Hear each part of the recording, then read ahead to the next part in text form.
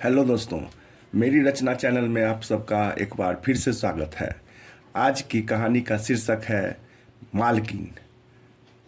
लेखक और वाचक हैं मेधानंद झा। नौकरी की तलाश में भटकता वह एक विज्ञापन में छपे पते पर पहुंचा था, जहां खानसामा की आवश्यकता थी। मालिक अरबपति था। उसके अनेक बंगले थे। मालिक की पहली पत्नी मर चुकी थी। उनके 3 बेटे थे। तीनों अपनी पत्नी और बच्चों के साथ अलग अलग बंगलों में रहते थे। उसे मालकिन के लिए रखा गया था। बंगले में उसके अलावा 3 नौकर और थे, जो नौकरों के लिए बने अलग घरों में रहते थे, लेकिन उसे बंगले में ही एक कमरा दे दिया गया था। उसके दिन खाना बनाने में कट जाते थे। मालिक कभी कभार ही इस बंगले पर रहते थे। उनका देश विदेश के विभिन्न शहरों की यात्रा होती रहती थी। रातों में वह अक्सर सोचता, काश कोई होता जो मुझे पूरी तरह अपना ले। एक शाम उस बड़े बंगले के बड़े से किचन में मालकिन के लिए वह कॉफ़ी बना रहा था। तभी उसकी नज़र मालकिन पर पड़ी। मालकिन किसी भी सुंदरी से कम नहीं थी। रंग ऐसा मानो दूध में थोड़ा सिंदूर मिला हो। उसकी आंखें बड़ी बड़ी हिरनी जैसी, पलकें घनी घनी, भौहें धनुषाकार, नाक पतली और सुघर, अधरों पर गहरा लालिमा लिए हल्की मुस्कान, सुराहीदार गर्दन, भुजाएं पतली, सुडौल स्तन, पतली कमर, उसके गाउन का हल्का सा गहरा गला, जहाँ से झलकती गोरी वक्ष रेखा मानो संध्या के आकाश पर उतर आया चांद का आधा घेरा, कंधे पर फिसलती हुई पतली स्ट्रिप्स, मानो सफ़ेद बादल किसी पर्वत शिखर से सरकते जा रहे हों।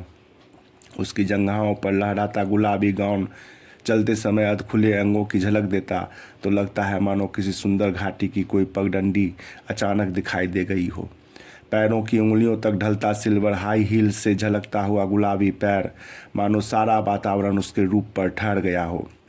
वह पहली बार मालकिन को इतनी करीब से देख रहा था। मालकिन को देखते ही उसे ज़िंदगी में पहली बार मालकिन से शायद प्यार हो गया।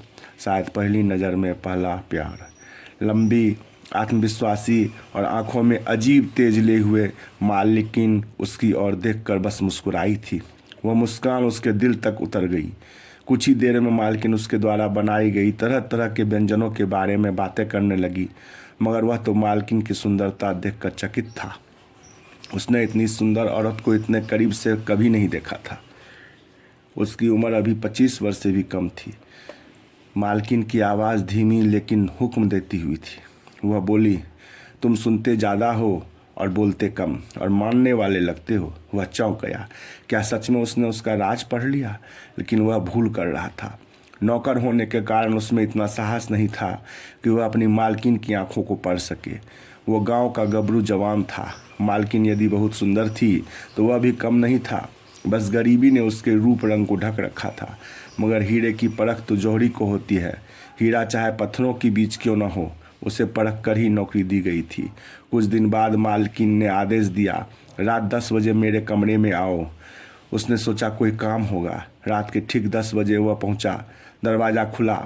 मालकिन रेशमी रस्सी लिए खड़ी थी। उसने कहा, अगर मुझ पर भरोसा है तो अपने हाथ आगे बढ़ाओ। वह आश्चर्य के सागर में गोते खाने लगा। उसने कई बार सोचा, डर और चाहत में झूलता रहा, लेकिन अंततः उसने तय किया, अगर हाथ नहीं आगे किया तो सारी उम्र पछताऊंगा। उसने कांपते हुए बाहें आगे कर दी। रस्सी कसते ही उसकी धड़कनें तेज हो गई, लेकिन भीतर अजीब शांति उतर आई।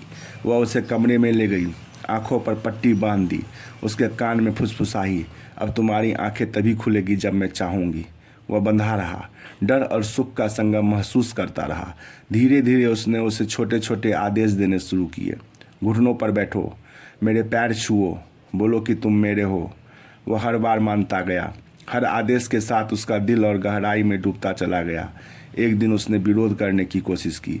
मैं ये सब क्यों कर रहा हूँ? मालकिन हंसी और बोली, क्योंकि तुम्हें यही चाहिए। तुम्हारा सच यही है। और सचमुच उसके पास कोई जवाब नहीं था। अब वह खुलकर मानने लगा कि यही उसकी चाहत थी। वही कहने लगा, मुझे बंधन अच्छा लगता है, आपकी हर आज्ञा मानना अच्छा लगता है। उसकी आंखों में चमक आ गई। अब वह सिर्फ आदेश नहीं, भावनाएं भी देने लगी। कभी दुलार, कभी सजा, कभी अपमान, कभी चुम्बन। हर अनुभव उसे और गहराई में खींचता गया।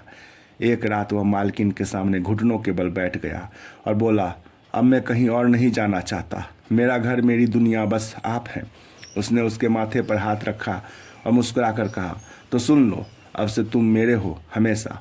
अब उसके रात एक ही जगह कटते, बस कभी कभार मालिक के घर आने पर उसे मुक्ति मिलती।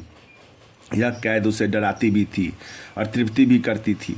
वह कभी उसके सीने पर बैठकर होंठों को चूमती, कभी अचानक नाखूनों से पीठ पर निशान छोड़ देती। सुख और पीड़ा का यह मिश्रण उसकी रगों में आग लगा देता। एक रात उसने आदेश दिया, मेरे पैरों से शुरुआत करो। वह झुककर उसके तलवों को चूमता रहा। धीरे धीरे वह ऊपर बढ़ता गया। हर चुंबन में उसकी भक्ति और वासना दोनों झलकने लगी। मालकिन ने उसके हाथ बांधकर बिस्तर पर फैलाया और खुद उसके ऊपर सवार हो गई। उसकी कराहें पूरे कमरे में गूंज उठी। यह उसकी जिंदगी का पहला क्षण था जब उसने बंधन में बेकाबू सुख पाया। अब उसके आदेश ही उसकी दवा बन चुके थे। जब वह कहती, और जोर से पुकारो मुझे, तो वह दीवानों की तरह उसकी पुकार करता। उसका शरीर अब पूरी तरह मालकिन का यज्ञ कुंड बन चुका था। एक रात उसने देर की तो मालकिन ने उसे रस्सी से बांधकर पूरे कमरे में घुमाया। कभी कोड़े की हल्की चोट, कभी होंठों पर मीठा चुम्बन। हर सजा उसके लिए सुख से भी गहरी हो गई। वह अब मान चुका था कि उसका शरीर, उसकी सांसें और उसका सुख सब मालकिन की मुट्ठी में है। वह बस मुस्कुराती और कहती, तुम्हें काबू में करना आसान था क्योंकि तुम खुद ही चाहते थे। उसने अपनी बाहों में लेकर पहली बार नरमी दिखाई। उसकी उंगलियां उसके बालों में डूब गई। वह फूट पड़ा, मैं अब सिर्फ तुम्हारा हूँ। उस रात उसने बंधन और प्रेम दोनों एक साथ किए। दिन पर दिन उसका शरीर और दिल मालकिन की प्यास बुझाने में डूबा रहा। हर बार वह उसे नए तरीके से बांधती और हर बार उसकी आत्मा में गहराई में उतरती। अब वह भूल चुका था कि बाहर कोई दुनिया भी है। उसकी पहचान, उसका वजूद सब मालकिन के इर्द गिर्द घूमने लगे। उसकी सांसें भी जैसे उसकी इजाज़त से चलती। आखिर में उसने फुसफुसा कर कहा, तुम अब पूरी तरह मेरे हो। उसने आंखें बंद करके कहा, हाँ हमेशा। लेकिन भीतर कहीं यह एहसास था कि यह प्यास कभी पूरी नहीं होगी। यह अधूरापन उसे और बांधता जाएगा। वह अब चाहती थी कि उसका दास और गहराई में उतरे। उसने मोमबत्ती जलाई और पिघले मोम की गर्म बूंदें उसकी छाती पर टपकाई। वह कड़ा उठा। दर्द और सुख मिला जुला नशा उसकी रगों में दौड़ गया। वह बोली, अगर मुझे पाना है तो इस अग्नि की परीक्षा सहनी होगी। इस बार उसने रस्सी की जगह लोहे की जंजीर निकाली। जंजीरें उसकी कलाई और टखनों पर कस गई, लेकिन बीच बीच में उसने रेशमी कपड़ा उसके गले और आंखों पर बांध दिया। ठंडे लोहे और मुलायम रेशम का विरोधाभास उसे पागल कर देने लगा। अब उसके आदेश और कठोर हो चुके थे। मेरे सामने रेंगो, मेरी छुअन के बिना मत सांस लो। वह बिना सवाल किए हर आज्ञा मानता गया। हर आदेश उसकी आत्मा में और गहरे उतरता गया। कठोर खेलों के बीच अचानक उसकी आंखों से आंसू निकल आए। मालकिन ठिठक गई। उसने उसके गालों पर हाथ रखा और फुसफुसाई, ये आंसू मेरे लिए हैं या मेरे बिना जीने की कल्पना से? उसने कांपते हुए कहा, आपके बिना कुछ नहीं हूँ। वह घुटनों के बल झुक गया और बोला, अब मैं सांस भी आपकी इजाज़त से लूँगा। वह मुस्कुराई और बोली, लेकिन याद रखो, यह प्यास कभी कभी खत्म नहीं होगी। मालकिन ने इस बार उसका शरीर दो विपरीत अनुभवों से भर दिया था। एक हाथ में जलती मोमबत्ती, दूसरे में बर्फ का टुकड़ा। कभी गर्म मोम उसके पेट पर टपकता तो कभी बर्फ और उसकी जांघों पर घूमती। उसका शरीर दर्द और आनंद की ज्वाला में कांप उठा। उस रात उन्होंने उसके शरीर पर जंजीरों की एक पूरी साजिश रची थी। हर हरकत के साथ लोहे की खनखनाहट गूंजती। वह संगीत की तरह उस आवाज़ में खो गया। सुंदरता की देवी मेरी मालकिन ने एक रात उसे अपने पैरों के पास झुकाया। आज तुम सिर्फ मेरे पैरों की सेवा करोगे। उसने होठों से, जीभ से, हर तरह से उसके तलवों और उंगलियों की पूजा की। उसकी सांसें तेज होती गई, मानो उसी स्पर्श में उसका पूरा सुख छिपा हो। उसने कहा, आज मैं तुम्हें रस्सी से नहीं बांधूंगी, फिर भी तुम बंधे रहोगे। उसकी आंखें बांध दी गई। वह अंधेरे में बस उसकी आवाज़ और हल्के स्पर्श से ही कैद हो गया।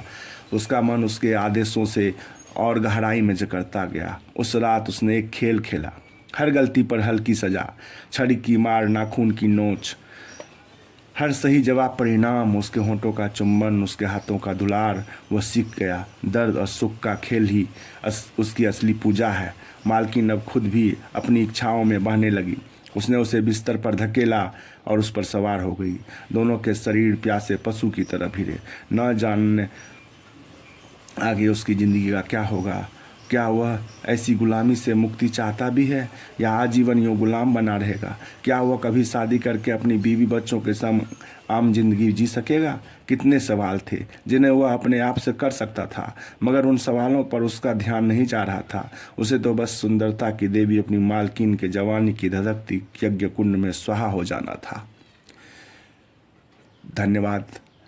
यदि आपको यह कहानी अच्छा लगा तो कृपा करके कमेंट ज़रूर करें और मेरी चैनल मेरी रचना को सब्सक्राइब करें, लाइक करें। धन्यवाद।